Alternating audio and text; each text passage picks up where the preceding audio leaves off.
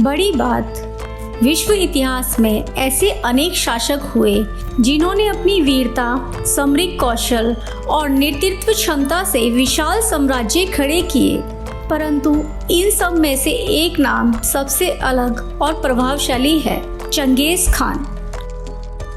वह न केवल मंगोल साम्राज्य का संस्थापक था, बल्कि उसने दुनिया का सबसे बड़ा सत्ता साम्राज्य खड़ा किया। 13वीं शताब्दी में उसकी तलवार और बुद्धिमत्ता ने एशिया और यूरोप के बड़े भूभाग को बदलकर रख दिया। चंगेज खान का नाम आज भी दो रूपों में लिया जाता है।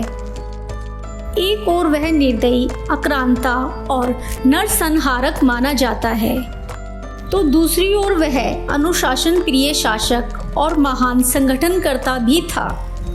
उसकी कहानी केवल युद्ध और रक्तपात की नहीं है, बल्कि यह नेतृत्व, संघर्ष, राजनीति, रणनीति और अद्वितीय उदाहरण भी है। चंगेज खान का वास्तविक नाम तैमूजिन था। उसका जन्म लगभग 1162 ईसावी में मंगोलिया की ओरोन नदी के किनारे हुआ था। पिता का नाम येसुगोई और माता का नाम होएलुन था। उसके पिता मंगोल कबीलों में एक छोटे मुखिया थे। तैमूजिन का बचपन कठिनाइयों से भरा रहा। जब वह लगभग 9 साल का था, उसके पिता को दुश्मन कबीलों ने विष देकर मार डाला। पिता की मृत्यु के बाद परिवार पर संकट आ गया।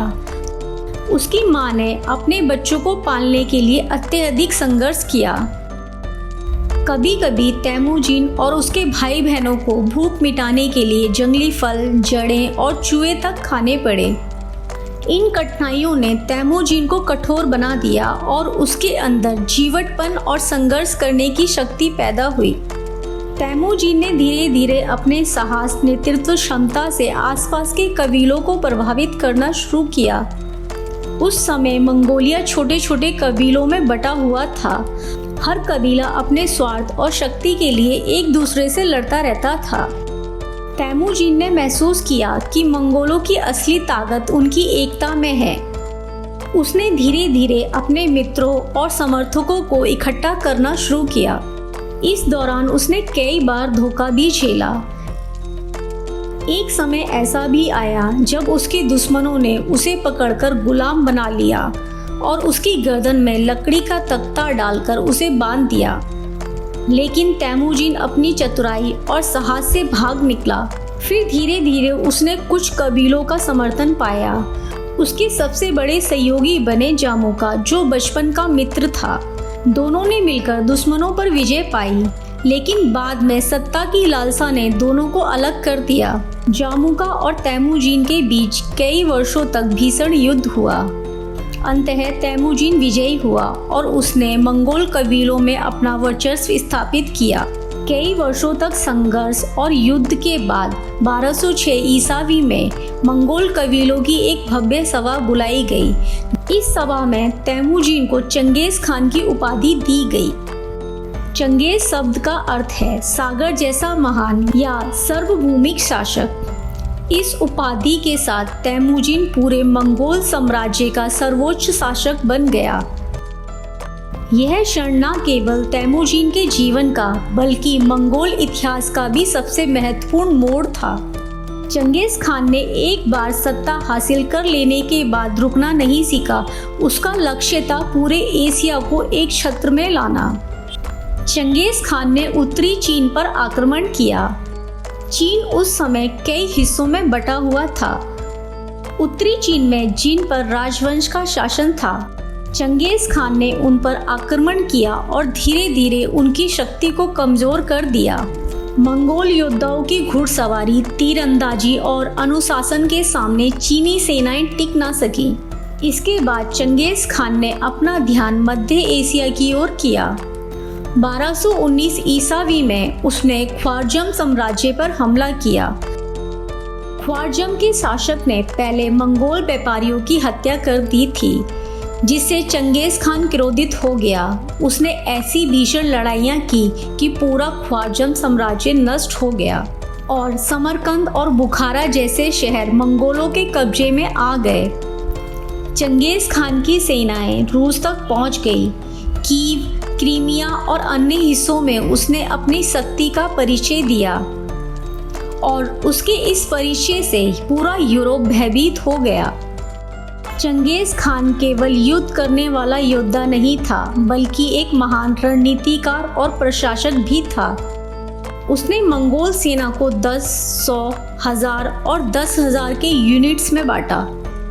हर सैनिक का काम तय था और अनुशासन का सख्ती से पालन होता था। मंगोल घुड़सवार एक दिन में 150 से 200 किलोमीटर तक की यात्रा कर सकते थे। चंगेज खान का खुफिया तंत्र यानी जासूस नेटवर्क बहुत मजबूत था। उसने धार्मिक स्वतंत्रता दी, चाहे मुस्लिम हो, बौद्ध हो, ईसाई हो या ताओ, सभी को अपने धर्म का पालन करने की आज़ादी थी। उसने व्यापार मार्गों को सुरक्षित किया। रेशम मार्ग उसके शासन में सबसे सुरक्षित हो गया। एक और वह युद्ध में निर्दयी था और लाखों लोगों की हत्या करने से भी नहीं हिचकता था, तो दूसरी ओर वह न्यायप्रिय शासक भी था। उसने चोरी, भ्रष्टाचार और अत्याचार पर कड़ा नियंत्रण रखा।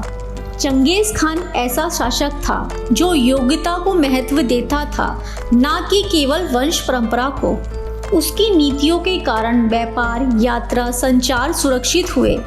1226 में चंगेज खान ने पश्चिमी शिया वंश यानी चीन का एक हिस्सा जिस पर चढ़ाई की।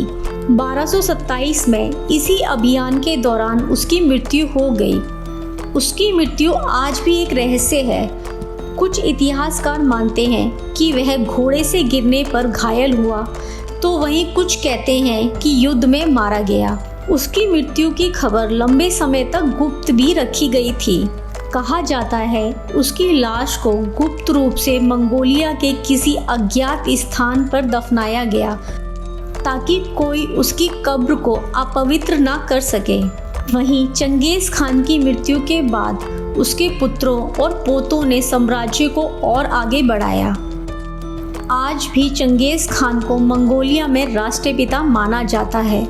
उसकी तस्वीरें नोटों पर छपी हैं और उसकी प्रतिमाएं मंगोलिया के हर कोने में दिखाई देती हैं। इतिहास से जुड़ी चंगेज खान की कहानी आपको कैसी लगी, हमें कमेंट में ज़रूर बताएं।